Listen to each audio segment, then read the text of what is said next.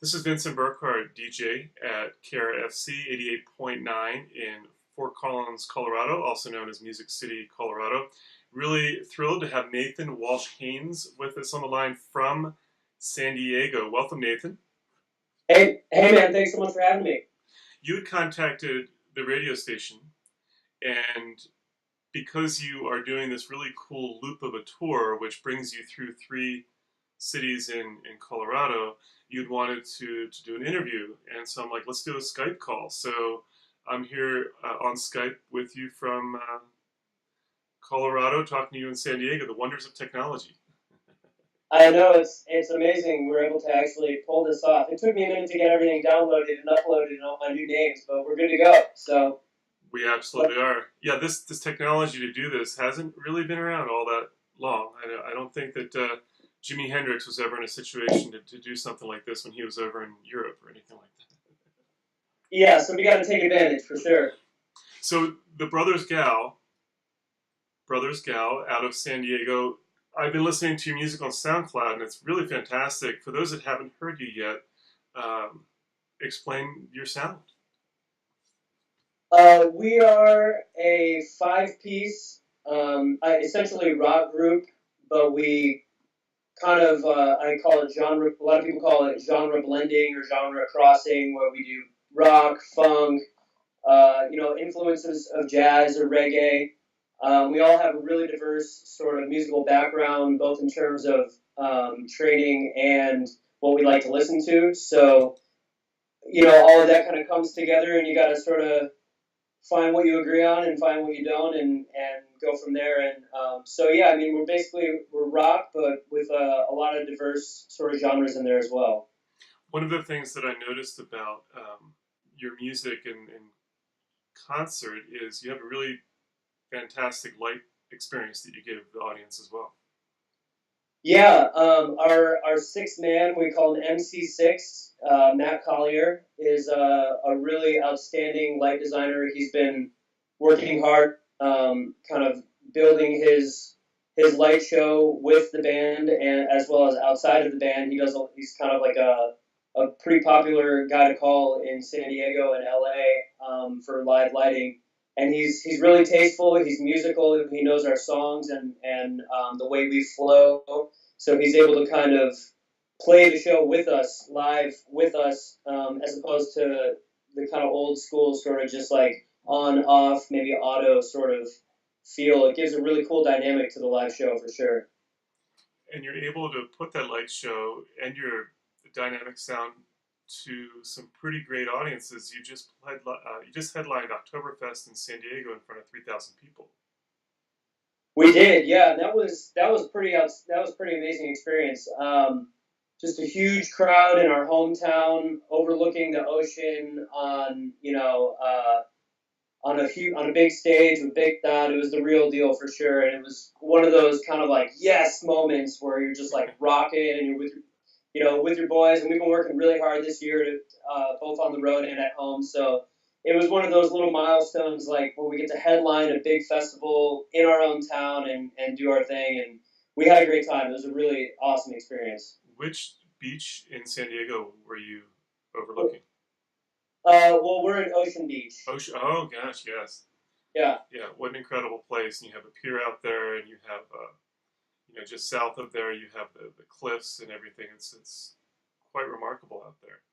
Yeah, we love it. We all live in, we call it OB, the locals call it OB. We all live here, and some of us are a couple blocks from the beach. So all of our friends and kind of extended Gow family and everything were there, and so it's cool to bring it home like that for sure. We're speaking with Nathan Walsh-Haines, who is the drummer in the rock, funk, jazz, and reggae-influenced band Brothers Gow. And you have a website, Brothers Gow. Brothers Gow is G-O-W, brothersgow.com. And it's fun looking at your website. You have a really professional-looking website, for sure.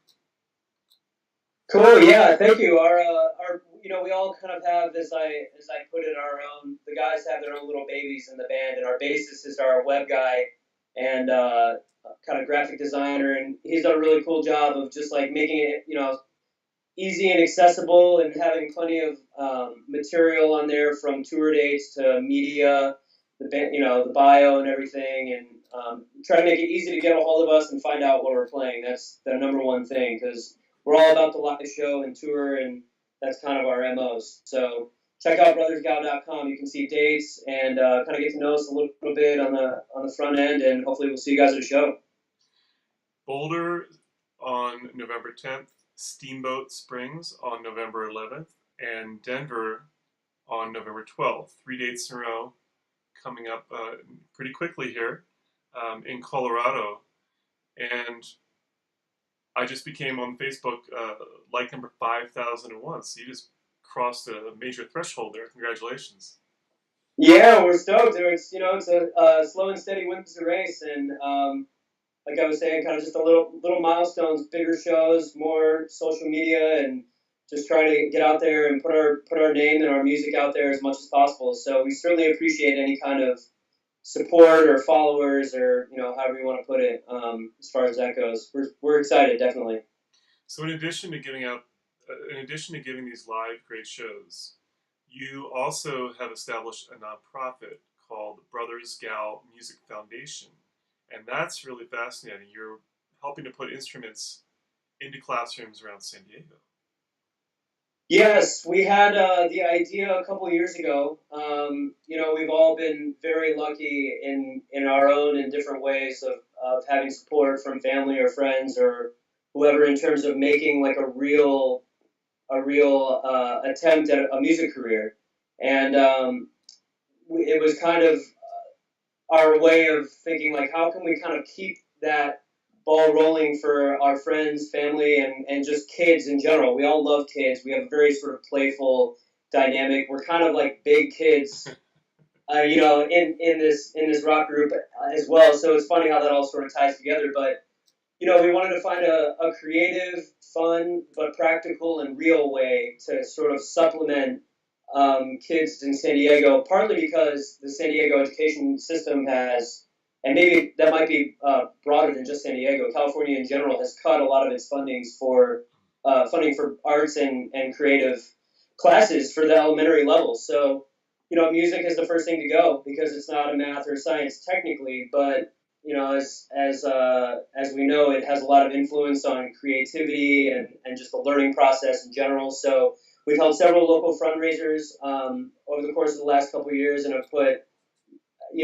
maybe 50 or more stringed instruments in the classrooms of OB Elementary and Dana Junior High and a couple other places. We've got a couple instruments right now that we're in possession of, that we're looking to do a fundraiser maybe in December and have another annual event like that. And it's just, it's a fun way to interact and give back to a really lively artistic community that's really given us a lot as well. So gotta keep that reciprocity alive and feed the beast, Absolutely.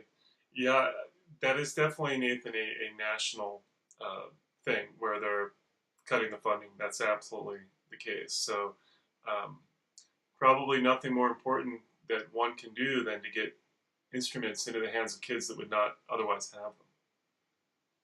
Yeah, we agree for sure. And I think back to like my time when I first started playing. I was in 5th grade concert band with a snare drum, and I was like just a little kid just trying to do something fun, and who would have known that it would have blossomed into something. I play 100 gigs a year, and I'm making a modest but reasonable living at it, and it's an adventure that I always had dreamed of. So you never know what's going to happen, but you do know that you're not going to be able to do it if you don't have access to it. So I feel personally very like committed and spirited about that whole process for sure.